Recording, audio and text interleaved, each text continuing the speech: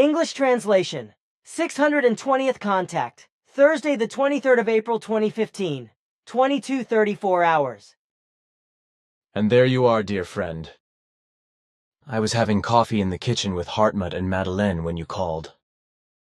Your coming surprises me because I was not expecting you, because I told Florina that. Bernadette has a lecture next Saturday. I know why we cannot do our correction work, which we could not do today either. Nevertheless, I want to come here and see how you are doing. But greetings, dear Freud Edouard. Of course, sorry. Greetings to you too, Pata, my good friend. But what I want to say is, I am relatively well again, but I had nothing to laugh about for about a month with regard to my health. I felt the need to help you, but you refused my help. You know I am not a wimp. But obviously you would have needed my help after all. I could have, but I did not want to. I know that, but what really happened, if you want to explain that to me, please. Is this really necessary? Please. If it has to be, good then. So it was about a month ago, as you already know, that I stumbled backwards, lost my balance, and fell full force with the left side of my body into a shelf, demolishing my ribs. The pain was halfway bearable, but after 5 days it became so severe that I could hardly breathe, let alone laugh or cough, and I could also no longer move without great pain, which is why I went to the doctor and had myself x-rayed to find out whether the ribs were broken or not. But the x-ray did not show anything definite, so it was unclear. To counteract the pain and inflammation, I was given 2 different medicines by the doctor. My family doctor had an emergency, so I had to go to a substitute doctor, but they did not work against the pain and inflammation, but after 2 days they caused severe dizziness, so I threw them away. Of course, that was already too late, because the dizziness continued and also drove up my blood pressure, which rose above 200 over 177 and caused me great problems. Sitting on the sofa in the living room, I gasped for air for about 15 minutes while everything blurred before my eyes, and I could no longer move or even talk. While on my forearm and the back of my hand, the blood was rushing up through the pores, and I felt sick to my stomach. In fact, I thought that once again it was time for me to stand on the precipice, do the surly, and chew the familiar last of the grass. It was only after about 15 minutes that I was able to call the night watch. Bernadette, who was in the kitchen at the time and who also called Eva, who of course immediately notified the emergency medical service, who took me to the hospital in Winterthur. In the morning, however, Atlantis was able to pick me up again, because apart from my blood pressure, which had dropped again, everything was fine. Well, the next few days the blood pressure dropped to 89 over 61, which continued for several days with alternating low blood pressure and further dizzy spells. Then, according to my GP, I had to stop my tinnitus medication, for which I was given a replacement medication, but this again brought with it an unpleasant side effect, namely watery diarrhea, which lasted 4 days and completely hollowed me out, eventually making me sick as a dog and staggering around when I walked. In this state, a toothache and suppuration from a broken tooth began, so I had to go to the dentist in Pfaffakon, who removed the rest of the tooth and the suppuration. Eventually I got dog-tired and could hardly stay on my feet, which meant that, apart from small interruptions when I had to run to the toilet, I slept for about 60 hours over the next 3 days. Then, last Saturday, I remembered that in Zahedan, in Persia, I had severe dysentery, that is to say bacterial enteritis, in the narrower sense an inflammatory disease of the large intestine with a bacterial infection, also known as bacterial dysentery. And that's also how bad my diarrhea was last week. Well, anyway, I remembered that I had drunk a can of Fanta in Persia, because I had nothing else to hand, and that it had helped the severe diarrhea to improve, which I then also countered with enterioviform, which cleared everything up. I explained this to Bernadette, after which she left on Sunday morning and went to a motorway shop to get some bottles of Fanta, which in turn, as in Persia, began to stop the diarrhea. Since then, everything has started to improve, and it has turned into constipation, which I also have to get rid of now, But this is no problem and will be solved tomorrow, because I have already treated myself with black coffee, which solves such a problem for me. Apart from the demolished ribs and the full-sided lump on the left side of my body, which still gives me some trouble, like when driving and when lying down or sleeping, everything is in good condition again in the meantime. So everything is really okay again now, so you do not have to bother doctoring me anymore. And that is really meant seriously, my son. I can see it on your face, so I do not want to ask about it either, and you have already given your answer. But what can I say to your presentation than that the whole thing is typical for you, but that the whole thing was obviously opposite of harmless? You really should accept help in certain situations and not just go through everything alone with your own strength. As I said, dear friend, it is not in me to be a wimp. And on the other hand, I am used to getting through a lot of things on my own, helping myself to get back on my feet in each case, and that too, even when it is sometimes arduous and troublesome. But in this way, ptah, I can stand before myself, whereby I think that it can be seen in proportion the same as in relation to standing before oneself. If one fulfills one's duty all round, be it with regard to the shaping of life, the conduct of life, work, humanity, fellow helpfulness for all living beings, the keeping of freedom, peace, and harmony, as well as the observance of the creational natural laws and recommendations and general righteousness. To which I can only agree with you. Good.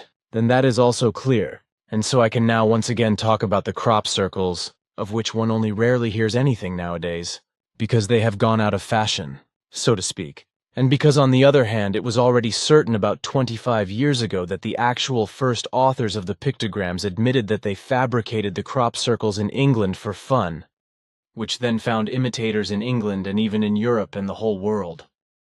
I had forgotten the names of the two decisive authors of the crop circles, although you had already told me the names of the authors of the crop circles at the beginning of the appearance of the first crop circles, which I was supposed to keep silent about for whatever reason. The reason did not interest me and does not interest me now. Well, in the meantime, I had forgotten the names of the two men, but in the last few days I searched for them on the internet and also found them, and also a description of the whole story. The names of the two men were Doug Bauer and Dave Chorley.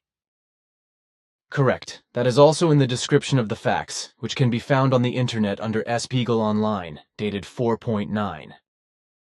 2012 under the title Einestages. Can I read the description? Of course, I copied it out, but before you read it, I want to clarify something. Back in the 1980s and 1990s, we talked about crop circles on various occasions, and you always said that they were made by Earthlings, and in a rather primitive way, as I was once able to see for myself with your help. In the making of the crop circles, however, it did not remain with the two older men who trampled these pictograms into the grain, as I have already mentioned, but there were many imitators around the world who also made crop circles, in the same way as Doug Bauer and Dave Chorley. In the end, the whole thing became a real crop circle hysteria, which has died down again today. But there are still many fantasists who believe that the pictograms were created by extraterrestrials or by magical powers, etc., and would still be created today if Earthlings stepped on them again in some crop fields. What interests me now is what you have said several times, that on the one hand energy pictographs can appear in cornfields as well as in meadows and forests, but that they are not produced by Earthlings, but can appear through ruins hidden in the earth, watercourses, and magnetic factors. But you were not allowed to give any information about this, because everything belongs to the area of earthly scientific research, which you were not allowed to disclose according to your directives, because this had to be reserved for earthly researchers, and must also continue to be reserved. In the meantime, however, earthly technology is so advanced in every respect that scientists with the appropriate apparatus and equipment have been able to detect and record such natural phenomena for many years, whereby ruins and watercourses, etc., hidden in the earth can also be detected and explored. This is correct, or? That is correct, because according to our directives, we are not allowed to state any secrets of that kind as findings and facts. I know that. That's why I also never ask why I have to keep quiet about anything when you confide in me things that I do not really want to know sometimes. What I would like to know now, however, relates to your statements that extraterrestrial forces have also been involved in the crop circle productions and can also continue to be involved. Basically, all crop circles, and indeed all crop circles without exception, were and are made by Earthlings, whereby they are called pictograms by so-called crop circle researchers and crop circle believers. Nevertheless, you have said that extraterrestrial forces are also involved and play a decisive role. I know what it is about, and how it is to be understood, and that it is not about extraterrestrials who have their fingers in the pie. Because these extraterrestrial forces are based on natural universal vibrations, which let an artistic vein vibrate in the human beings, so to speak, through which they create artistic structures. Can you explain something about that, please? Universe-wide, a creational natural movement vibrates, which spreads artistic impulses in many forms. For example, predominantly in relation to geometric and symmetrical forms, which are important in the production of crop circles. Because the Earth humans who produce these pictograms absorb these vibrations and transform them into works of art according to their meaning, as in pictograms, which they then press into crop fields by treading down the stalks of grain.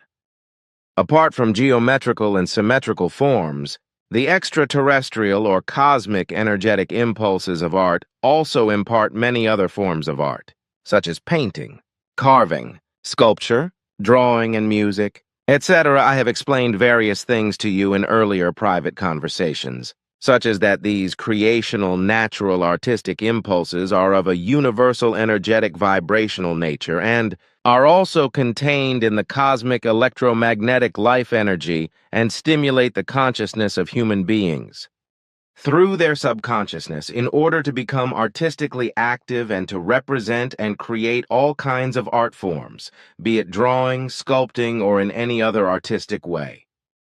Human beings in particular, as well as other life forms who are sensitive enough to pick up these vibrations contained in the cosmic electromagnetic life energy, can also translate them into many different forms. This is especially true of human beings who have artistic abilities and interests, so that they are especially predisposed or talented to absorb these vibrations. This creational natural art-mediating vibration also affects all other living beings, such as animals, birds, insects, reptiles, aquatic creatures, and amphibians, for which the universal art vibrations are important for nest building or for mate-making and the play instinct, etc. The same also happens with regard to minerals, which are solids and have a defined chemical composition, and also a defined physical crystalline structure.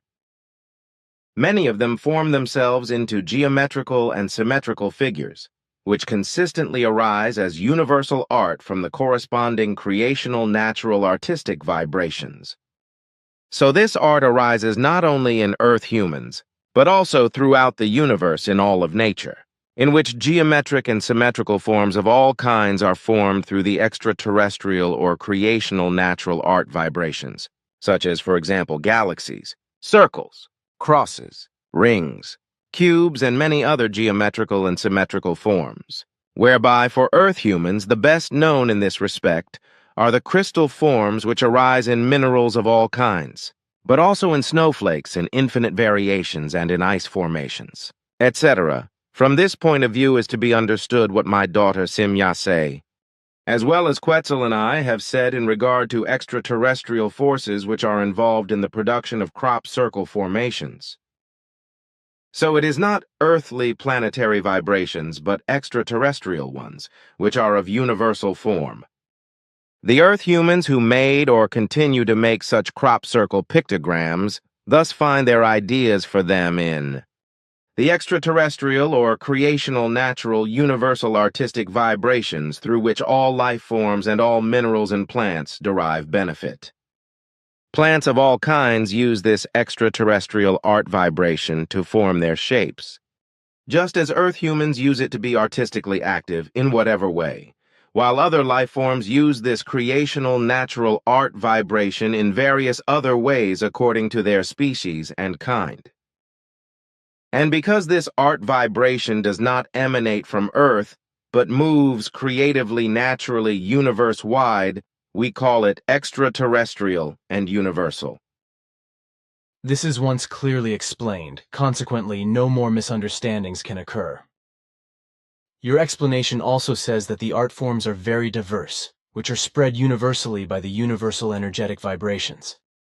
Thus, with regard to geometrical and symmetrical forms, I am thinking of trapezoids, parallelograms, squares, cubes, cuboids, pyramids, cones, spheres, cylinders, triangles, quadrilaterals, pentagons, hexagons, rectangles, polygons, right-angled, isosceles and equilateral shapes, as well as prisms, rhombuses, tetrahedrons, icosahedrons, dodecahedrons, octahedrons, cuboctahedrons, ellipsoids, paraboloids, pentagrams, and etc. as they come to my mind at the moment. Everything you name is correct, of course. The art-mediating cosmic energetic, that is to say universal energetic vibrations, also appear in other ways, such as with regard to sounds and tones, which are also received and converted by human beings, namely in the form of music. I also talked about this with Christian when answering forum questions, saying that you and I had talked about it the other day. Unfortunately, I could not find anything about it in the last conversation report, so it must have been earlier. We talked about that in private, consequently there is no written record. Oh, well, I guess I am a bit confused as a result of my health damage, which is now about a month on. Then we can speak 2 or 3 words today that refer to the sounds, tones, and music in nature, precisely that it is the case that all other living beings are also affected by it, and even all gross and subtle matter as well as all subtle matter in all universal expanse. All plants and all life forms in general, as well as all atoms and all even tinier substances, as well as all planets, suns, comets, meteors, nebulae and asteroids, etc., move through these sound and tone vibrations, whereby they each produce a kind of music in their own way, which I would like to call a total universal musical hissing and humming, whereby a certain healing power is also emanated in many respects.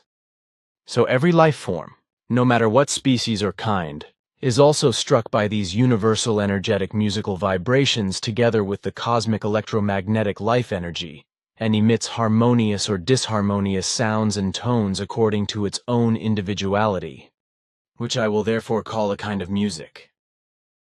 Even your father Svath explained all this to me in this way. Then I need not give any further explanation on that. But now let me read the description you spoke of, because I am really interested. As you like, of course. Look here, in the computer you can read the whole thing. Thanks. One Day Spiegel Online, A Question of the Ear Crop Circles Phenomenon by Steve Alexander. Cosmic or strange? Extraterrestrial or extraordinarily terrestrial? In the 80s, hundreds of mysterious crop circles caused a sensation in the south of England. Experts found no explanation. Even the military investigated until 2 elderly gentlemen revealed a spectacular secret. By Solveig Grota Tuesday, 04.09. 2012, 10:01 hours. Presumably alcohol had played some role. In a cosy pub called Percy Hobbs near Winchester in southern England, 2 gentlemen sat together on a summer evening in 1978. They talked and drank as they had done on almost every Friday for more than 10 years. Doug Bauer and Dave Chorley were artists. Their conversation revolved around painting, watercolors, and at one point, UFOs. Doug, who had lived in Australia for a few years, remembered that the Queensland newspapers had reported a strange phenomenon, a patch of flattened reeds near Tully. The farmers called it a UFO nest. Doug and Dave laughed at the story. 3 years later, in the summer of 1981, British media reported a mysterious phenomenon in the south of England: crop circles. Places where the grain was depressed in circles. In the past hundreds of years, this had happened from time to time, but now an inexplicable accumulation could be observed in the hilly landscape. The news spread far beyond England's borders. Thousands of onlookers arrived. Farmers, initially angered by the destruction of their crops, came to terms with the mystery and collected entrance fees at their fields. The strange spots, circles of various sizes and constellations, aroused the interest of various self-proclaimed experts, but soon also that of scientists and finally the British government. Despite years of speculation and attempts at interpretation, ranging from natural phenomena to the paranormal, no conclusive explanation was found. With Operation Blackbird, accompanied and supported by Ministry of Defense officials and armed forces patrols, a team led by Operations Chief Colin Andrews hoped to get closer to an answer. The operation, funded by the BBC and Japanese television, aimed to film the formation of a crop circle for the first time. Equipped with heat, light and sound detectors, the participants took up position on a hill near Westbury in Wiltshire in July 1990. And indeed, by the second evening, the operation seemed to succeed. The surveillance equipment detected orange lights in a nearby field. Andrews' hasty report of success, however, made a mockery of those involved. For in daylight, they not only found the spot with the circularly depressed grain, but also a so-called witchboard in it, as used by fortune-tellers. Unknown jokers had left it there, along with a wire that had served them as a tool. The orange light registered by the heat sensors was probably caused by the heated bodies of the eager creators.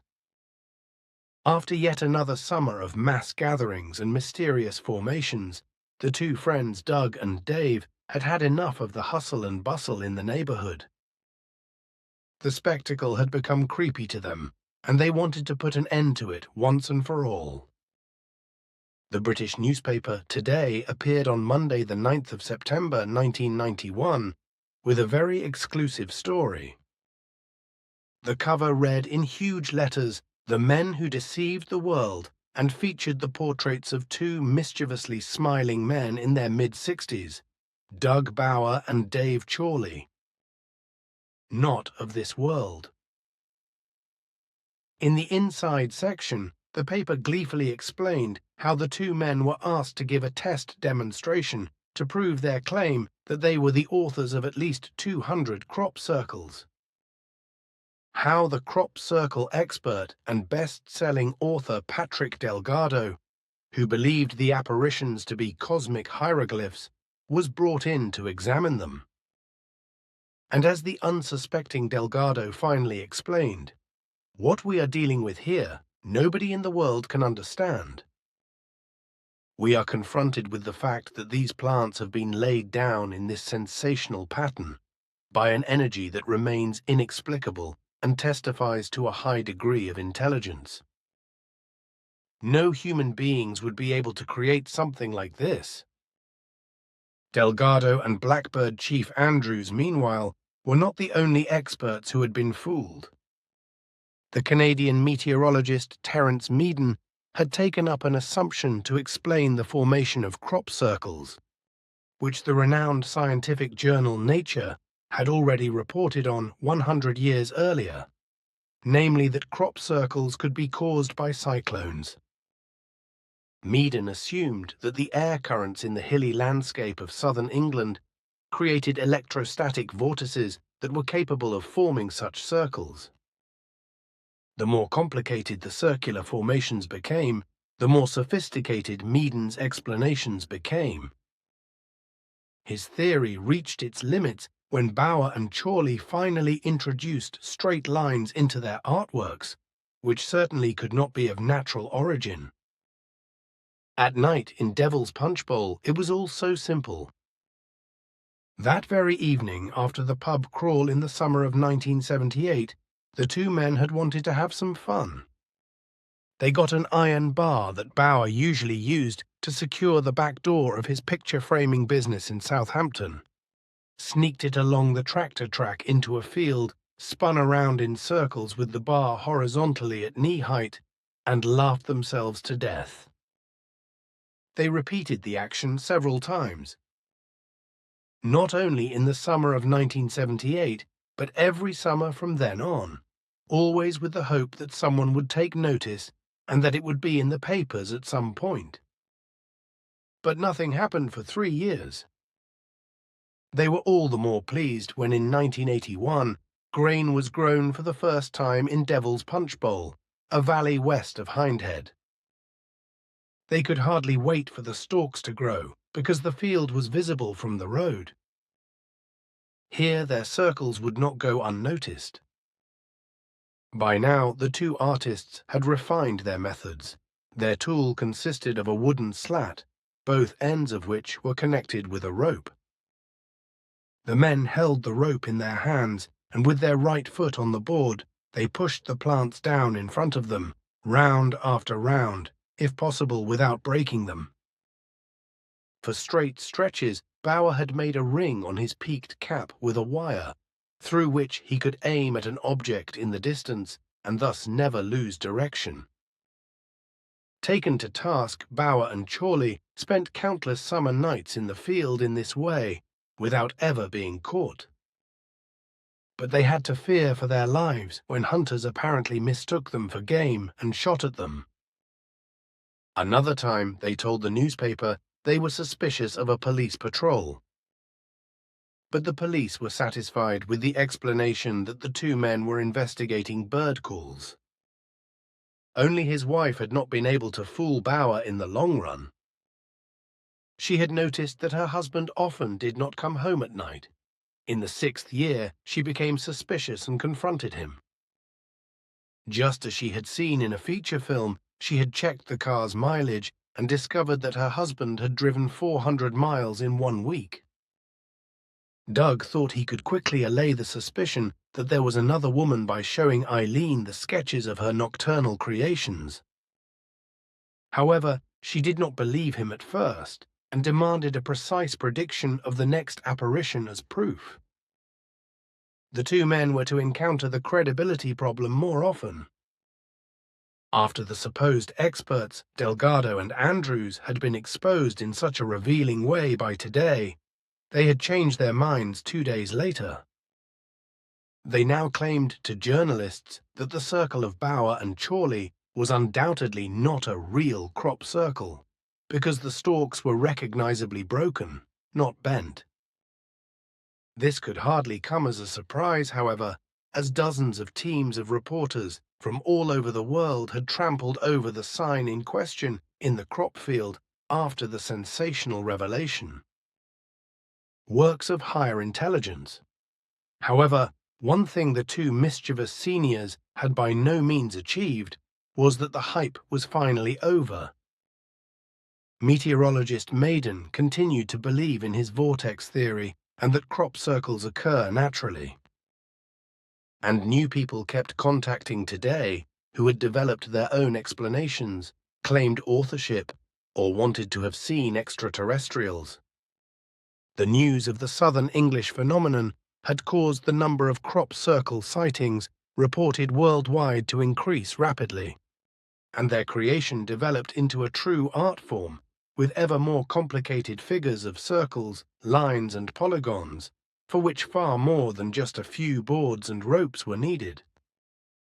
Some of the artists now orient themselves by means of lasers or GPS devices. The stalks themselves, wrote physicist Richard Taylor of the University of Oregon, could be flipped with so-called magnetrons using microwave radiation. Doug Bauer and Dave Chorley, however, are regarded in crop circle circles as the founders of this new art form, their self-imposed rules as unwritten laws. These include that the grain may only be bent, not broken. The pictograms must be created during the night and their creators must leave the field without leaving any human traces. And even if the involvement of flying objects, unknown or known, in the creation of crop circles could not be proven, their fascinating beauty can only really be grasped from the perspective of the supernatural, from a balloon, a plane, or a helicopter. And what do you think? What more can I say to that? The matter has been settled. Of course, that's all there really is to say. But what interests me now is this. For my part, I have been able to observe on various occasions in the course of my life that something like circular formations formed not only in cornfields, meadows, rape fields, maize fields, and in reed areas, which I believe were due to air vortices and storms. But what is now with the claim that there are verifiable records relating to crop circles that appeared as far back as the Middle Ages and antiquity? This does not correspond to the truth, but to pure delusional claims and falsifications of reports by crop circle believers, etc. What, on the other hand, has also appeared in ancient times, these were natural phenomena, as you have just explained them from your own observations. Cannot be otherwise than something else. It is true that your father Svath has already explained to me that plants do not feel pain, but they can react to vibrations, like the mimosa, for example, as I have observed myself. If plants do not feel pain, they can still react to it. For example, if they are beaten, cut, pressed, or eaten by human beings or by animals and creatures. The plants of all genera and species, as Svath taught me, if I understood him correctly, are organized in a decentralized way, which means that all organs of each plant work independently, but each organ informs all other organs by impulse what it is doing or what is happening to it. This information takes place via a very fine electrical field or via very fine electrical impulses. This extremely fine electrical energy is inherent in every plant, from the smallest and finest fungus and moss to the largest tree. Consequently, as Svath taught me, each individual plant is also capable of deciding in an electrical impulse manner and, for example in the case of injuries, to treat itself in a healing or protective way, or, if it is inherent in the plant, to grow again and keep itself alive. Now, if you can perhaps explain a little more about this, please, because I would like to refresh my memory a little in this respect, because some of what your father Svath explained to me is no longer familiar to me. That my father taught you about these things in your childhood and youth is known to me. And if you are not able to remember everything exactly, then I will gladly do something to help you brush up on everything. So I will begin by saying that what you have repeated from memory is correct. It is also to be said that the feeling and perception of pain in a physiological sense requires a consciousness and thus also a brain and a central nervous system, which, however, is generally lacking in all plants. These factors correspond to a basic prerequisite which, however, is not inherent to plants. Consequently, they can also not feel pain. Nor do they have comparable systems that would give them the complex abilities to feel and perceive pain, which, however, does not prevent them from picking up many kinds of vibrations through which they protect or develop themselves according to their species or kind and their possibilities. Just as they can alert their neighboring plants to a danger or something pleasing, just also according to the possibilities specifically assigned to them. As I already mentioned in relation to my experience with a mimosa, plants can also pick up vibrations from human beings and react to them. Plants can also perceive touch, however, as is visibly the case with the living mimosa, for example, when it is touched and the leaves curl up as a result. This is indeed the case, and everything is based on fine electrical impulses.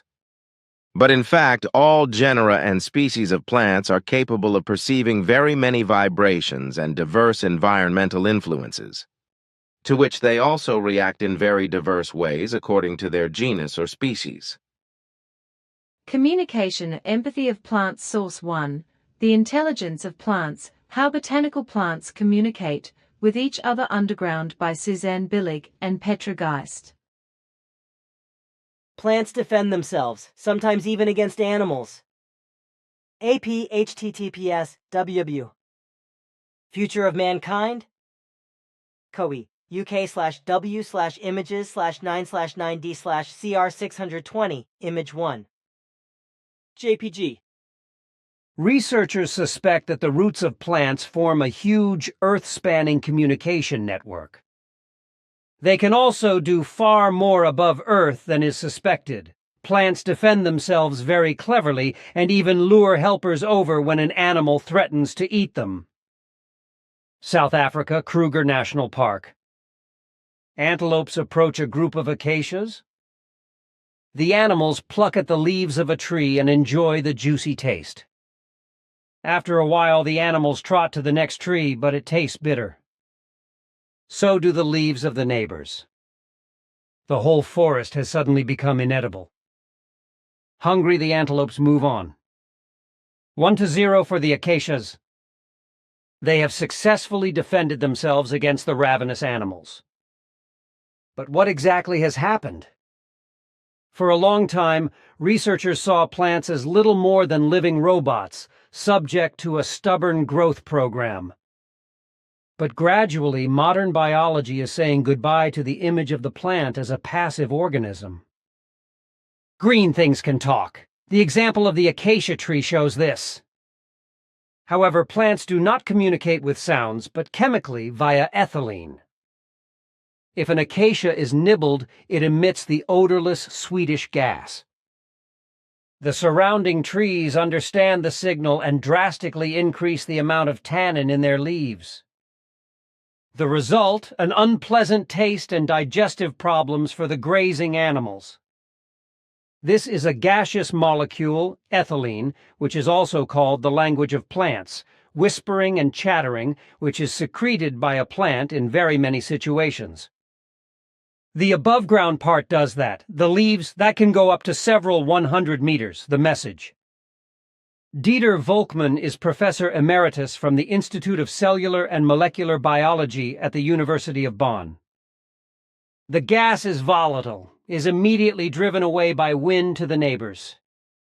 The neighbors know something has happened next door. We have to arm ourselves and set a defense system in motion much earlier and thus ward off the frass enemy, reduce it, and so on. For many years, Professor Volkmann has belonged to that small group of researchers who are working worldwide to revolutionize our view of the plant.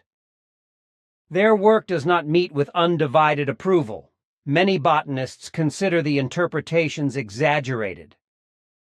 Can grasses and trees really see, hear, smell, taste, and feel, as Dieter Volkmann and his colleagues say? Research today knows of at least 17 environmental factors that plants constantly scan and process. Gravity, light, humidity, temperature, nutrients, and scents are among them. Plants also know whether their roots are touching the roots of relatives or those of other species. Plants are true perception artists. The redberry fence beet, a climbing plant, is so sensitive that it can feel a thread weighing less than 1/1,000,000th of a gram. This is far beyond the sensory capabilities of animals and human beings. Plants also register UV light very precisely. If it is too much for them, they form pigments that act like sunscreen. If a plant detects a viral infection, its response is called aspirin. It produces salicylic acid and thus strengthens its defenses. A plant's chance of survival depends on how precisely it perceives its environment. After all, it is firmly rooted in one place and can neither flee nor strike nor bite. Plants not only warn each other of enemies, they also call the enemies of their enemies to their aid and offer what is extraordinarily appreciated in the animal kingdom. They then eat their fill on a silver platter. Caterpillar alarm in the maize field. In its distress, the maize produces a scent. It attracts the ichneumon wasp, Cotasia marginiventris. Its larvae love precisely this type of caterpillar as food. The entire maize field sends out SOS. Finally, the little ichneumon wasps smell the message and come in droves. Soon their larvae will consume the pest from the inside. Mission accomplished. Plants register very precisely who is hurting them. A small damage to the leaf is not enough. The chemical SOS call is only sent when the plant has identified the attacker from the saliva. Is it the common spider mite or the linden spider mite? The plant's scent cry tells its hungry helpers. It is a very complicated network of communication between different organisms. On the one hand, a feeding enemy of the plants, but on the other hand, a protective insect of the plant, insofar as it attacks an enemy of the insects again and kills it in favor of the plant. Modern cultivated plants have lost these abilities, by the way. They can no longer understand the alarm calls of their conspecifics and are themselves incapable of warning. They have been bred to be dumb and deaf. In the wild, plants do not only communicate above ground, there is also a lively exchange below earth. This is ensured by the gigantic dynamic network of roots researchers speak of the wood wide web with a wink. Fungi play a decisive role in communication within the wood wide web, as they say today, namely symbiotic fungi, that is to say, fungi that work together with the plants and help the plants to access nutrients. And this underground system of fungal filaments exists for every tree, and this is possibly distributed over the whole earth. So there is an underground communication system for the plants via the fungal system. The threads of the fungi penetrate the root cells, grow together with them, and connect the roots to each other. The exchange of information takes place via messenger substances that are soluble in water and can be read by the roots like emails, so to speak. Are the plants in the neighborhood relatives or strangers? Are harmful bacteria, fungi, or animals approaching? Valuable information that the root needs to get help, activate defense systems, or flexibly adjust its growth to the situation. Plant roots do not only work with chemical signals. Recently, scientists also found electrical signals. The electrical signals move forward at 1 centimeter per second, similar to the slow nerve signals in jellyfish or worms. The impulses flow through the thin tubes that supply the plant with nutrients. But why do plants need electricity? Because they also sometimes have to react quickly. When a root encounters poison, it grows in a different direction after only a few seconds. A message can only be transmitted so rapidly electrically. František Baluska, professor at the University of Bratislava in Slovakia and head of a research group at the Institute for Cellular and Molecular Biology at the University of Bonn. Roots are sometimes in dangerous situations. There are toxic areas, areas without water, areas that are too salty, and sometimes also simply stones. The root has to avoid these areas. And there is some evidence that roots can somehow sense such dangers. Then they show avoidance growth. The root turns left or right and grows around that area. In the case of stones, they typically grow towards the stone, scan its surface, and then find the open space where they grow back down towards gravity. Emotions in plants? Can roots actually do more than passively respond to stimuli? Do they even end up harboring something like a plant brain deep down in the dark soil? Of course, plants do not have a brain, plant researchers readily admit. But a kind of perception center can be found in roots, says František Baluska. A special zone above the root tip perceives stimuli from outside, reacts to them, and adapts to new situations. And some of its functions are not so dissimilar to a brain. It is not the whole root tip, but a small zone that we call the transition zone. And this zone seems to be very, very active. There is no cell growth there, but there is recycling of small cell vesicles, and there is electrical activity. That indicates that the zone has a task. What task? We've been studying that, and now the data indicates that the zone has very similar properties to our brain cells.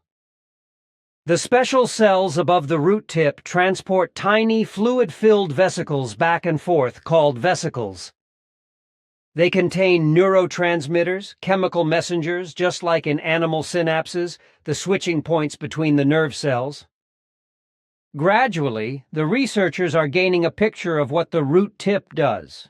When it perceives light or a toxin, it transmits the information to the transition zone.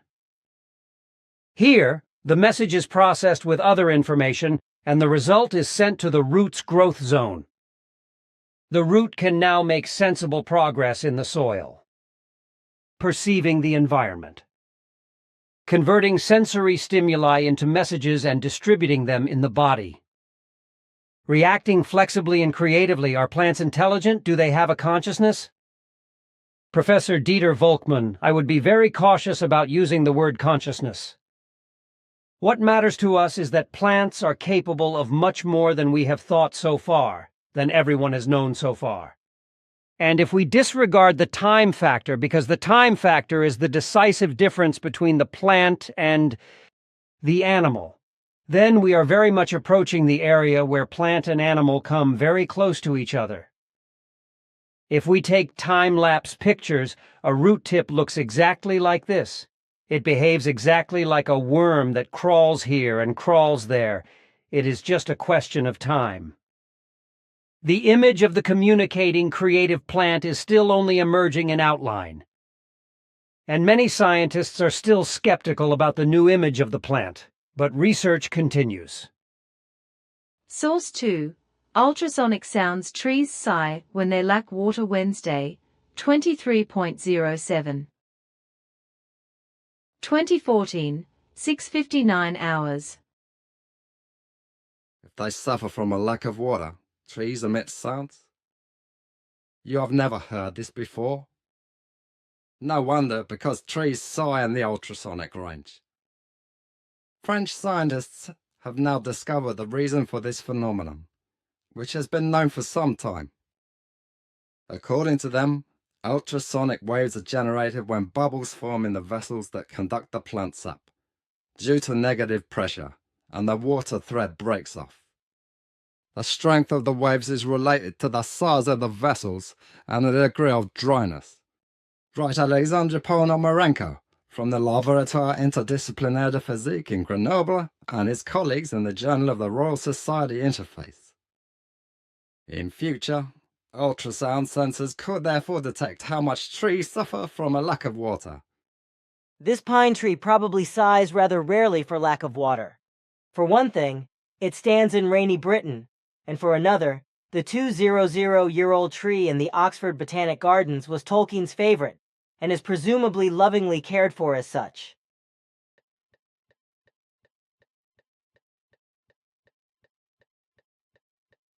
As early as the 1960s, researchers have recorded the clicking sounds of trees in the audible frequency range, writes Ponomarenko's team. In the 1980s, they then recorded ultrasound emissions. These emissions are said to occur more frequently when trees lack water. However, their cause was unclear until now. Vibrating vessel walls generate ultrasound waves. To clarify this, the researchers embedded 50mm thick sections of Scots Pinus sylvestris in a hydrogel. This substance allows water to pass through but not air. The researchers wanted to use it to observe how the bubbles form in the vessels, without having a direct connection to the air. They placed the pine sample and hydrogel in a dry environment where water evaporated from the hydrogel. This created a water shortage for the embedded piece of pine. With the help of a resistograph, experts such as Mr. Matisse from Berliner Baumdienst GmbH Kusha and partner can analyze the stability of the tree.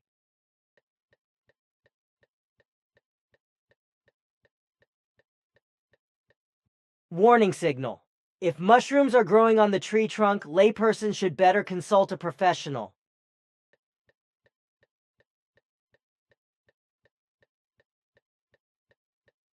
Professional pruning. Arborists undertake the removal of dead branches even at great heights.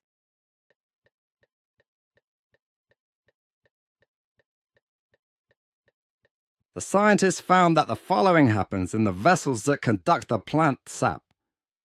In the case of strong evaporation via needles or leaves, a negative pressure is created that sucks the liquid upwards in the vessels. If there is no rain, the tension in the liquid and in the vessels increases. At some point, the water thread breaks. A tiny vacuum bubble is created, which immediately fills water vapor and air dissolved in the water. When the water column breaks, the vessel walls oscillate back and forth a few times, creating the ultrasonic waves. Climate change causes severe droughts. Ponomarenko and colleagues monitored the pine tree visually with a magnifying and high-resolution camera and acoustically with very sensitive microphones. With few exceptions, they were able to match every acoustic signal in the range of milliseconds to a bubble observed by camera. However, not all bubbles resulted in an ultrasound signal. The authors suspect that some acoustic signals may have been beyond the resolution of the microphones. The physicists found that the tree's ultrasound signals changed with increasing water shortage. Their conclusion: there is now great potential to use a simple and non-invasive ultrasound sensor to track the effects of severe droughts associated with climate change on forest survival. Source 3. When water shortage makes trees sigh. The phenomenon has been known to science for some time. When water becomes scarce, trees emit sounds, at least in the ultrasonic range. French researchers have discovered what is behind it. By Stéphane Pache. Pine forest in the warm light of the evening sun near Petersdorf.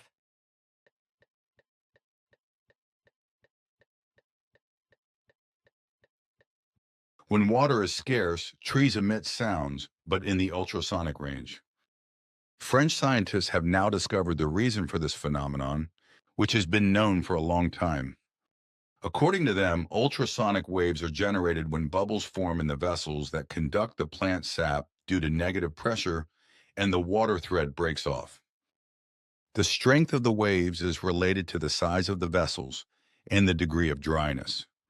Alexandre Ponomarenko from the Laboratoire Interdisciplinaire de Physique in Grenoble and his colleagues write in the Journal of the Royal Society Interface. In the future, ultrasound sensors could detect how much trees suffer from a lack of water.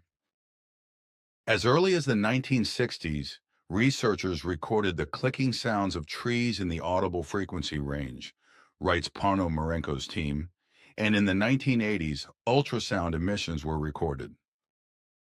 It was considered certain that these emissions occur more frequently when there is a lack of water. However, their cause was unclear.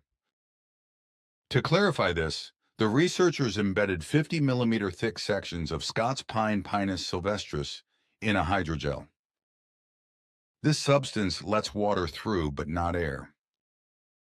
This is because the researchers wanted to observe how the bubbles form in the vessels without having a direct connection to the air. They placed the pine sample and hydrogel in a dry environment where water evaporated from the hydrogel. This created a water shortage for the embedded small piece of pine. The tallest trees in the world.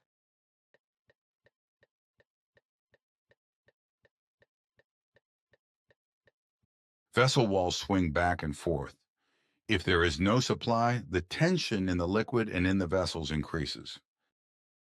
At some point, the water thread breaks, creating a tiny vacuum bubble that is immediately filled by water vapor and air dissolved in the water. When the water column breaks off, the vessel walls oscillate back and forth a few times, generating the ultrasound waves. Ponomarenko and colleagues monitored the pine tree optically with a magnifying and high-resolution camera and acoustically with very sensitive microphones. With few exceptions, they were able to match every acoustic signal in the range of milliseconds to a vesicle observed by camera. However, not all bubbles resulted in an ultrasonic signal. The authors suspect that some acoustic signals may have been beyond the resolution of the microphones. The physicists found that the tree's ultrasound signals changed with increasing water shortage.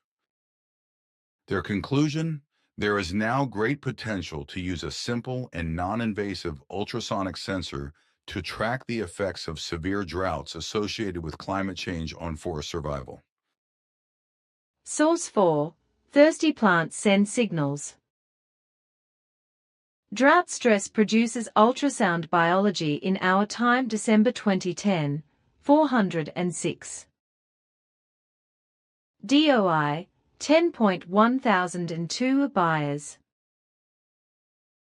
201010436. Abstract ultrasonic emission analysis, a method from the field of non-destructive testing, can also be used to analyze sound emissions in plants. In the water transport system of plants, sound waves in the audible and ultrasonic range occur when high tensile stresses lead to sudden breakage of water filaments. These cavitations are triggered by air escaping from neighboring conductive elements. Ultrasonic events can also be observed during the freezing of drying wood samples. Ultrasonic emission analysis allows monitoring of cavitations as a function of tensile stress, but the interpretation of the registered events is often difficult. Future technical developments and research activities will make it possible to better understand these plant acoustic emissions. Source 5. Plant communication. The whisper of pines. Biologists hear what is being talked about in the forest. Plants call for help, share nutrients and exchange information about the weather. By Burkhard Strassmann, Die Zeit, N24, 201422, June 2014, 1544 hours. A typical German pine forest in the morning. Who is whispering here? Copyright Jens Briesenig Flicker.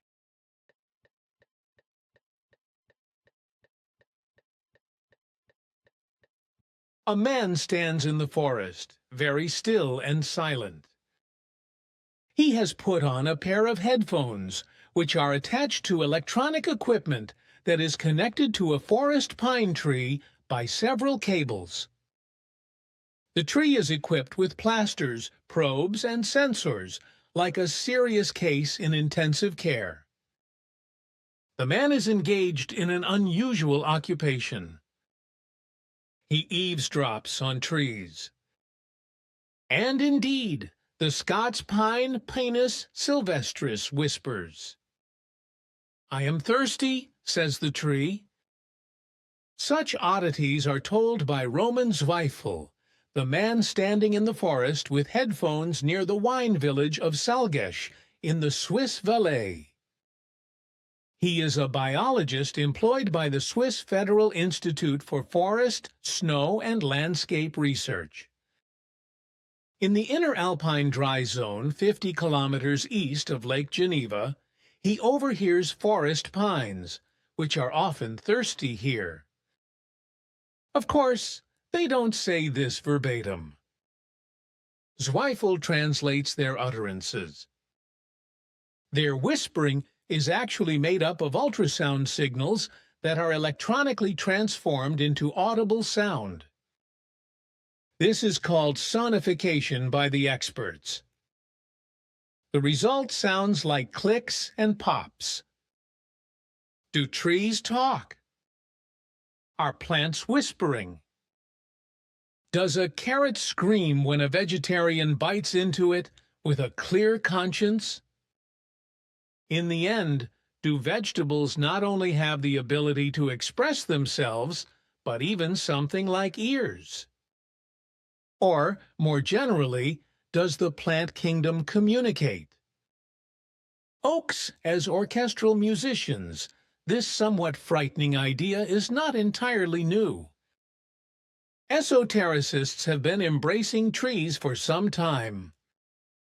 There is a widespread belief that potted plants that we talk to thrive better than those that are just watered.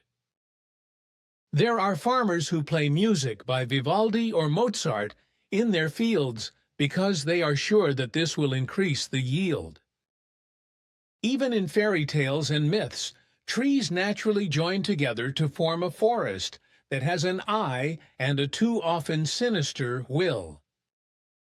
And when, in the 1970s, plants were filmed in time-lapse and seen searching for food, cooperating or waging war, many were convinced that plants move like human beings and animals, only extremely slowly. This called parascientists to the scene, but soon unease spread even among serious researchers. Bioacousticians, who usually research animal voices, began to think about plants. Plant communication researchers were smiled at or marveled at. And even a new, not uncontroversial field of research emerged: plant neurobiology. Here, people discussed brain-like structures in the plant kingdom, plant synapses, and even plant intelligence. There was talk of thinking cabbage. Roman Zweifel is more modest. He does not want to be a tree whisperer. What he overhears is purely one-way communication.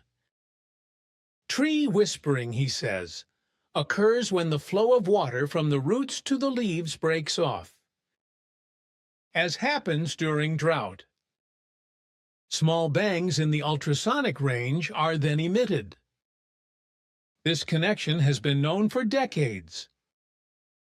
Zweifel, however, was the first to make the signals audible in collaboration with sound artists and computer musicians. In San Francisco, he and the sound artist Marcus Meier performed the concert Trees Downy Oak. Downy oaks from the native valley yowled, howled, and sighed from suspended spherical boxes, accompanied by the trickling sound of strings. The song of the downy oak was reminiscent of a carpet of sound suitable for meditation. Zweifel is convinced that he can learn a lot from the sounds of pine and oak, that they have more to say than thirst.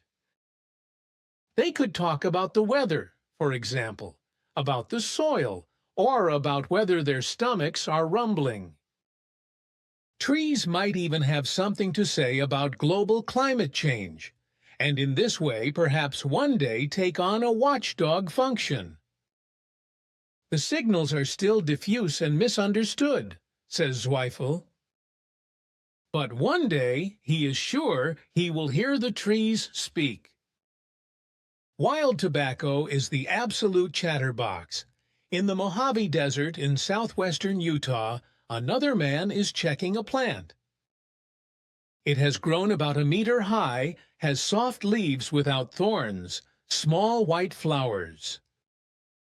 Nicotiana attenuata, the wild tobacco. Considered by plant communication researchers to be one of the most loquacious plants par excellence. The man in the desert is Ian Baldwin, director at the Max Planck Institute for Chemical Ecology in Jena, Department of Molecular Ecology. For decades he has been interested in the communication of wild tobacco with the surrounding fauna. Baldwin wants to know, how does tobacco converse with its predators? Because the researcher does not leave it at analysis, but wants to apply his results, also by means of genetic engineering. His experimental plantations in Germany will be destroyed if they are not banned anyway. That is why the man and his team are so often in the American desert. You do not even need to ask Ian Baldwin whether plants communicate. He enthusiastically reports on his observations, which sound so unbelievable that it's as if you've stumbled into a fairy tale. Nicotine is a powerful neurotoxin produced by the tobacco plant to deter predators such as caterpillars. The caterpillars are paralyzed or they do not bite at all because nicotine stinks. Unfortunately, there are also caterpillars that do not mind nicotine. This is the offspring of the tobacco hawk moth. But Nicotiana attenuata is clever. It can tell from the caterpillar's chewing rhythm and saliva whether a tobacco hawk moth caterpillar is at work. Then it immediately changes its defense strategy and begins to scream. The plant is actually calling for help, Baldwin says. Its language, however, is not based on sounds. It consists of volatile enzymes. These attract predatory bugs and wasps, the enemies of its enemies. The wasps lay their eggs in the caterpillars, the bugs suck the caterpillars dry. Attracting specific species in a targeted manner is already a memorable achievement of the tobacco plant. At best, one would have thought animals capable of such a feat. But the astonishing manipulative possibilities of tobacco are by no means exhausted with the chemical summoning of enemy foes. If things get too bad with the tobacco moth caterpillars, the nightshade plant opens its flowers during the day instead of at night when the moths are on the move. This attracts hummingbirds, which take over the pollen distribution. And, as if the subtleties were not enough, the tobacco also controls the birds. Hummingbirds are lazy. They prefer to collect nectar near their nests. But Nicotiana attenuata does not like that at all. To spread the tobacco plant's genetic material as widely as possible, the plant uses a trick reminiscent of Russian roulette. It mixes nicotine into the flower nectar in a random distribution. When the hummingbirds come across a poisoned flower, they spit out the stinking juice and flutter off to look for uncontaminated nectar elsewhere, carrying the pollen far and wide. The fact that plants have developed such sophisticated and effective mechanisms to fight animal enemies is due to their immobility. They cannot flee. They must therefore be much smarter than animals, which can run away, says Baldwin, full of respect for plant abilities. Certain fungi are basically news, M's. What mechanisms has the plant developed that is under enormous pressure to adapt because of the harsh conditions in the desert and in the face of numerous threats from predators? Can the genetic switches be found? Re-engineered? Last but not least, agriculture could benefit. After all, compared to wild tobacco, cultivated varieties of maize, tomatoes, and wheat are as dumb as bean straw. How great it would be if the stupid seeds could be restored to the cleverness of the original wild forms. And the field is far from being illuminated. Researchers like Ian Baldwin have just discovered an underground communication channel of plants that has been largely ignored until now. The roots of most plants are connected to each other through so-called mycorrhizae. These are sometimes huge underground networks of symbiotically intertwined roots and fungi. In a thimbleful of healthy earth, there are kilometers of such fungal networks. In the forest, they can connect trees over a distance of 30 meters. It has been known for some time that different plant individuals warn each other of predators by emitting special scents. We know this from bean plants, which signal to their relatives when they are attacked by aphids. But now studies show that although the chemical language can be silenced by encapsulating the individual plants, word of an aphid attack spreads immediately. The fungal network acts as an information channel. Scientists are already talking about the plant internet. Above the earth, capitalism reigns. Under the earth, however, a socialist network rules. Ian Baldwin, molecular biologist. What this means for plant communication research is not yet clear. What, for example, follows from the finding that conventionally cultivated soils hardly know such symbiotic systems anymore? Could artificial pesticides perhaps be saved through appropriate mycorrhizae? Much room for future research. Some connections even point to downright social strategies within the flora. Biologists generally assume that there is brutal competition between plants above the earth. The stronger plant robs the weaker one of light, water, and nutrients. One thrives, the others wither away. But to the astonishment of the scientists, a small donation of phosphate injected into a single plant soon benefits all the surrounding plants. A social redistribution takes place through the underground network. Ian Baldwin recognizes how plants conduct politics. Above the earth, capitalism reigns. Under the earth, however, a socialist network reigns. Source 6. Bioacoustic plant communication. Say through the root researchers have discovered that plants communicate with cracking noises produced by their roots in a hitherto unexplained way. It sounds so unbelievable that you might think it was an April Fool's joke. But the study has been published in the renowned journal Trends in Plant Science, written by Daniel Robert Bristol, Stefano Mancuso Florence, and Monica Galliano Perth.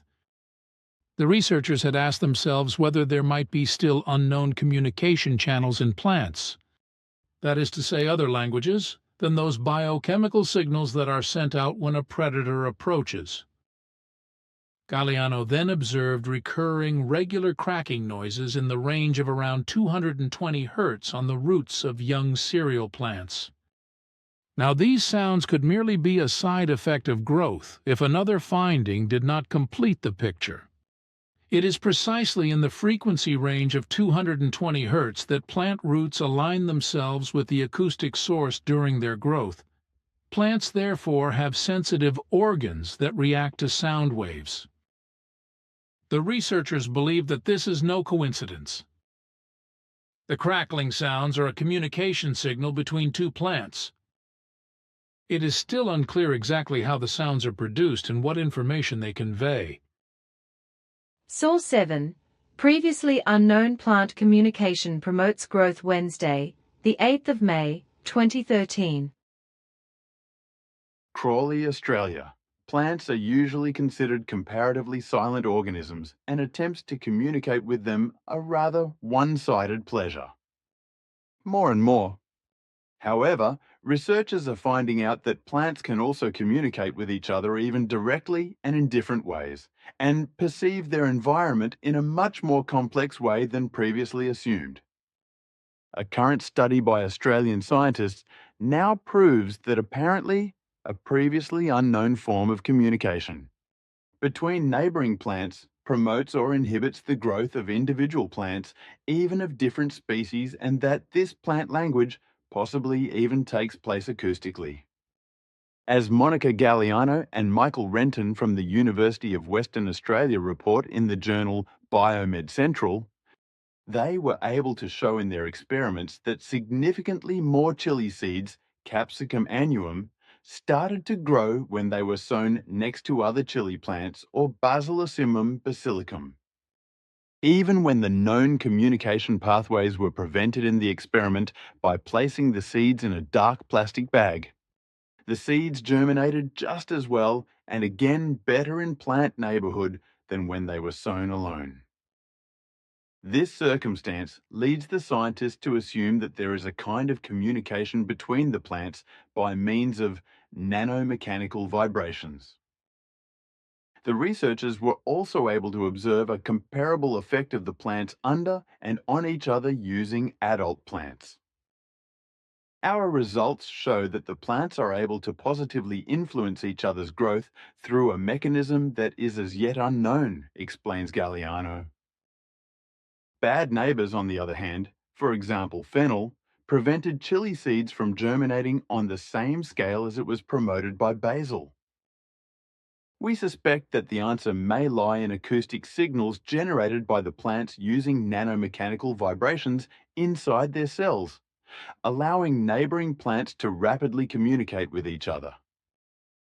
As early as 2012, Australian scientists were able to demonstrate that plants not only respond to sounds, but probably even communicate with each other themselves through clicking noises. However, this has nothing to do with consciousness perception, but it is founded in the fact that all plants have numerous and highly sensitive perception systems based on very fine electricity. This is what Svath taught me, as well as that plants have very valuable strategies through which they can, as I mentioned, self-protect against injury and other damaging environmental influences.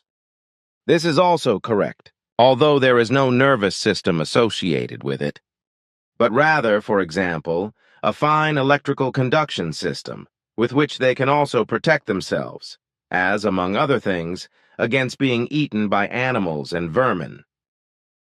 In relation to this stimulus conduction system, it is possible to speak in a certain way of a similarity of action in relation to the human nervous system, but only in an extremely remote sense. In order to protect themselves from neighboring plants, parasites or predators, various plants can also secrete toxins, or emit poisonous gases in order to protect or warn neighboring plants, whereby the stimulus conductors also generate corresponding very fine electrical impulses which control all defensive actions. Of course, this has many advantages for the plants, which in this way are self-organizing and capable of making ultra-fine electrical impulses, so that, for example, if grass is eaten by an animal or beast or cut off by human beings, it will still be able to make ultra-fine electrical impulses or even a very fine electrical impulse to protect itself. It is therefore self-deciding that it generates fine electrical impulses and stimulates its growth again, whereby it grows again, namely by mobilizing reserve substances in an impulse-energetic way and promotes the growth anew. Also, certain plants can warn their neighboring plants of attackers by emitting a gaseous hormone, as I can still remember Svath explaining, man, that is over 70 years ago, how time flies. Stimulus systems with electrical conduction and action potentials in plants, however, do not mean that pain sensations could be present with them, which is also true for precious and normal rocks, as well as for all gases, minerals, and crystals, but also for microorganisms such as bacilli, insects, and viruses, etc. But there are very highly developed plants that have grown beyond the stage of the finest electric impulse forms and have thus evolved higher. But not on Earth, because these exoplants fall outside the earthly plant norms. But that is not what is being talked about. If, for example, a branch is sawn off a tree or a gash is cut into the trunk, then there is no sensation of pain, whereby the tree already forms a thin layer at the cut or blow site in a short time, which corresponds to a natural wound closure. Svath also commented that there is no evolutionary need for plants of all genera and species to be pain, classified because they are stationary bound as a result of their organism, and therefore a sensation of pain would be so counterproductive that they would die from even a minor injury. Your memory of being taught by my father is waking up again. Which I am always happy about. The events, however, bring me no joy concerning the things that unfold in the form of the refugee tragedies, and that nothing useful is undertaken against this. With your various predictions in the 1950s and 1960s as well as 1970 HS, You have warned the world governments about these events, as these have already come about for quite some time. You had even sent your predictions to many daily newspapers and radio stations in Europe and the US, but no one has responded to these. If your predictions were read at all, then you were ridiculed as a foolish dreamer and do-gooder. Consequently, nothing was undertaken to make decisive and valueful preparations, precisely in order to take the necessary measures to prevent the whole thing. And even today there is nothing really useful undertaken to put an end to everything. On the one hand, this is because the rulers are too foolish, too dim-witted, as well as absolutely unable to see the effective reality and its truth, and to rightly assess everything. But on the other hand, also a blatant erroneous humanism stands in the foreground, which however is given not only with the rulers in sanctimonious form, but especially with the aid organizations which thereby can beg for a lot of money, as well as the people themselves, who are unable to effectively assess the facts of the matter.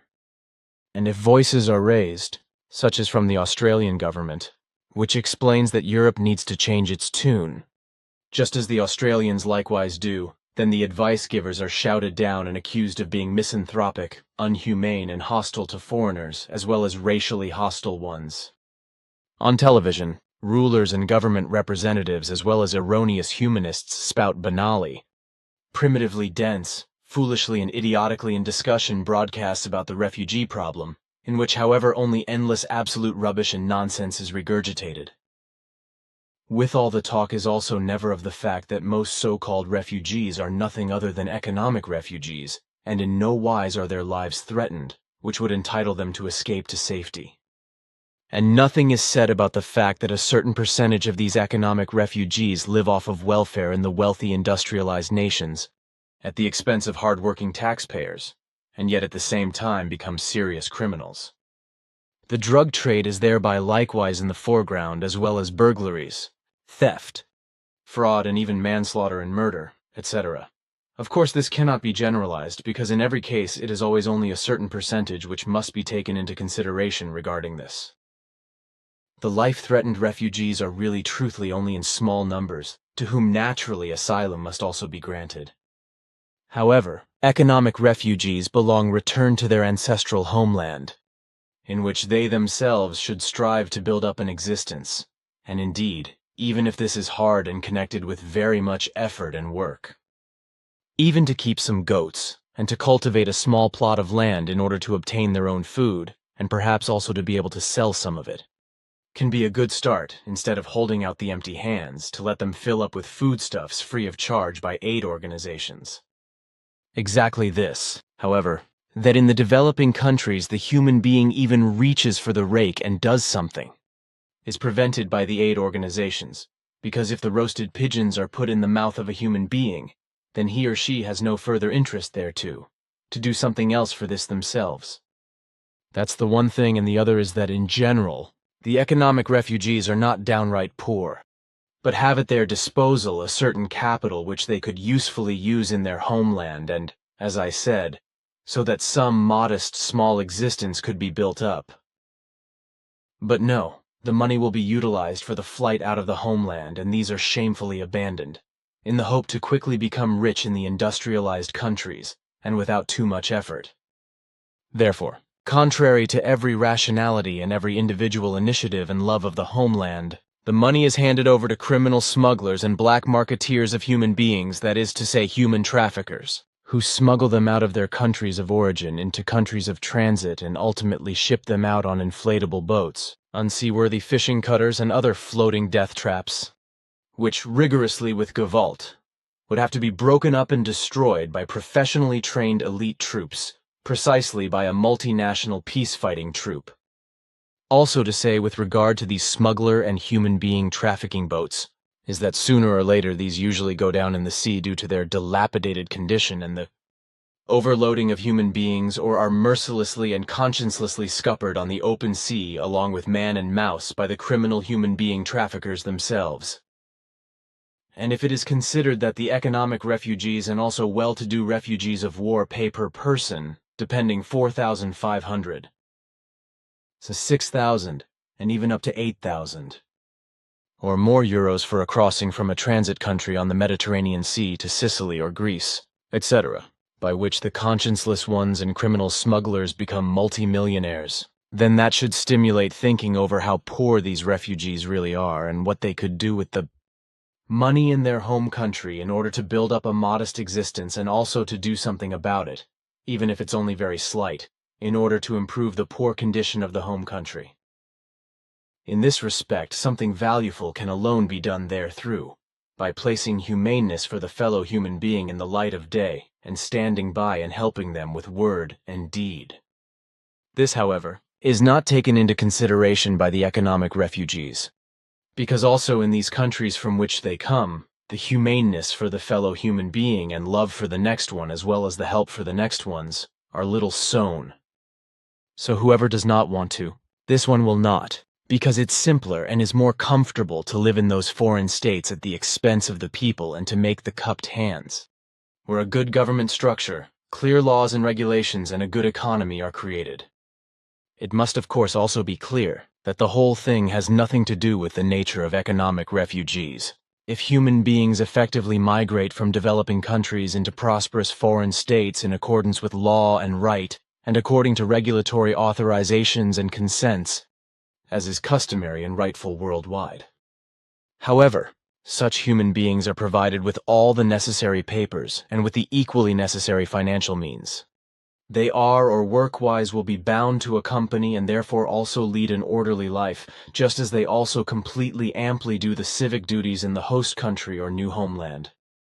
Quite a few human beings who come from developing countries in this wise also conduct a long-standing occupational study of some kind and integrate themselves extensively in their new homeland, where as a rule they are also qualified and good citizens of the state.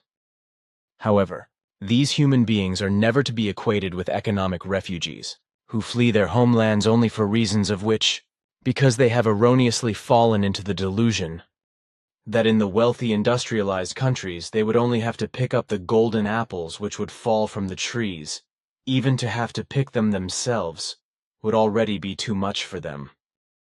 All this is considered just as minimally in any wise by the erroneous humanists and aid organizations as well, as by the leaders of the wealthy industrialized countries, especially foremost in Europe by the responsible ones of the EU dictatorship, as also neither from their representatives and the far too humane political parties and private erroneous humanists. This also includes all the anonymous wrong philanthropists, human fanatics and aid organizations, who raise the whole economic refugee problem ever further through their feeble-minded machinations, instead of rigorously preventing it and granting admittance into the country and with it also asylum, only to those refugees who actually and verifiably must be considered for any effective acceptable reasons as life-threatening in their homeland. Not only, however, the right of asylum and any support would have to be denied to purely economic refugees, but rigorously and without exception there must also take place a return, that is to say, a repatriation back to their homeland. This on the one hand, whilst finally establishing a multinational peace-fighting troop on the other hand, and it must be ensured in the dictatorial home countries of the economic refugees that the dictatorships are abolished and replaced by true democracies, and with this healthy state regulations would also be created, with all the trimmings through which the living conditions could also improve in the country to the benefit of all human beings. This coupled with the fact that in these countries through appropriate and humanely correct measures, also the economic refugee problem would be prevented. And concerning this, which relates to the homelands of the economic refugees, must equally apply also to the transit countries, through which the economic refugees are smuggled. Thus also likewise by necessity in this respect would be the use of a peace-fighting troop of multinational form, as well as with regard to a monitoring of all the sea areas, so that no further flows of economic refugees can be put to sea. And by the same token, the multinational peace-fighting troops should also see to it that the people smugglers and human traffickers would be fought everywhere, brought to a standstill, and the fallible ones severely punished, which only by a lifelong deportation into an area of banishment would be right. All these factors, however, will be considered neither by the leaders of the industrialized countries, particularly by the EU dictatorship and by their representatives, nor by public offices, wrong aid organizations, political parties, and by all erroneous humanists, because on the one hand it all does not matter to them. They are hypocritical ones and not directly personally affected by everything, and on the other, because they indulge in an erroneous humanism that makes them blind to the reality and its truth. And with regard to the erroneous humanists, it is to be directly said that as a result of an erroneous and hypocritical understanding of humaneness, they do not see the reality and its truth, and indeed very often, therefore, because they are blinded by false religious and sectarian irrational teachings, and everything is looked at and considered from a religious sectarian euphoric view and belief, that they do something good with their wrong humanism on the one hand, and on the other would act divinely, or in the sense of Jesus Christ, or according to a real love for the next one. That they, however, with that only further promote the whole misery and propel it higher and higher instead of ending it. They lose no thoughts over this, and therefore indeed not, because with regard to the wrong humanism, they are suggestively blinded by the whisperings of the religions and sects, so that they are not able to recognize, let alone to understand the reality and its truth. So the whole misery goes on and increases more and more, and for this in Europe especially. The responsible ones are the leaders of the EU dictatorship as well as their representatives and the actual erroneous humanists from among the people, as well as the erroneous aid organizations of the Christian religion and its sects. All these are the ones who wrap themselves in a fraudulent halo and reject all the necessary rigorous measures, and believe know-it-alls as well as megalomaniacs that they could resolve the terrible things through wrong humanistic measures, although they are so foolish and asinine that they could neither recognize the effective reality nor its truth, and also not understand that they only make everything even worse with what they decide upon and do. They believe that if they knock one head off the Hydra economic refugee serpent, that they would thus also destroy the other problems. But this is a hugely erroneous belief, because the economic refugee problem is like the Lernaean Hydra, that is to say the gigantic Hydra serpent of Greek mythology, which was endowed with 9 heads and lived in the swamps of Lerna. When a head was knocked off of it, then for each one, it subsequently grew 2 new ones, and the main head, that is to say the 9th head, was even immortal. Only if the decapitation wound of a knocked-off head was cauterized with fire could it be prevented that 2 new heads formed. Only in this way was it possible that even the immortal head fell off and the Hydra perished. Just in the same wise, it is possible that an end can be prepared to the rampant and continuous disaster of the refugees increasing with no limit and everything normalizes itself again, because only in this way, rigorously severing head by head as well as the main head of the refugee Hydra, and that the wounds are fully cauterized, can an end to the whole thing be prepared and once again a healthy, normal state brought about.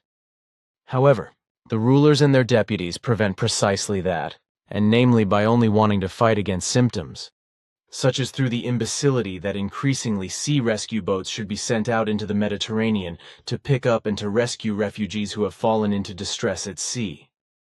For this reason, immensely more money should be made available by the EU dictatorship. And of course most notably Angela Merkel beats the drum for this, the ignorant, foolish EU dictator, and is of the brain-dead opinion that thereby a problem would be solved. And what is otherwise once again to be clearly said, the entirety of the economic refugee problem has nothing to do with those refugees whose lives are threatened in their homelands by religious, sectarian, and political terror as well as by acts of war and so on, which is why for the safety of their lives they will flee and must seek refuge and asylum in other countries. With regard to such refugees, it is a duty as a human being that they are helped in every necessary wise and protection is granted to them. But even such refugees can afford an escape, only if they have enough money, just at least as much as they need for the escape. Namely, if the human beings are poor as a mouse, then they cannot flee into a prosperous industrialized country, but only in a neighboring country, where they miserably vegetate away in refugee camps. And these refugees are the ones who need the help most of all, and who, worthy of life, need to be supplied with all necessary goods and medicines through fair aid organizations from the wealthy industrialized countries And in truth, this urgently needed help is lacking everywhere. And indeed not least because too little money is there. Because the aid organizations usually themselves pocket 40% of their collected funds to cover their expenses, etc. Therefore not a voluntary, but rather only a paid assistance is provided, and precisely an inadequate one at that. And if certain countries, such as Switzerland, hypocritically take such refugees into its country for political reasons and for the sake of image cultivation, then this happens only through a really tough selection, and also in a wise that not the poorest. Rather, only refugees are chosen who have a certain status and who can stand in a good light and are able to promote themselves during the selecting. I see the whole thing like this, and there is yet a lot more to say, because many factors still have not been addressed. You speak entirely within my sense, although you must be clear to yourself that you will not exactly reap joy and encouragement from the governments, the erroneous humanists and aid organizations, etc., because they cannot correct their wrong thoughts, views, and opinions. Contrary to all intellect and all rationality, and indeed not, because they are trapped therein and in their might behavior without hope of rescue and also nourish completely wrong modes of behavior.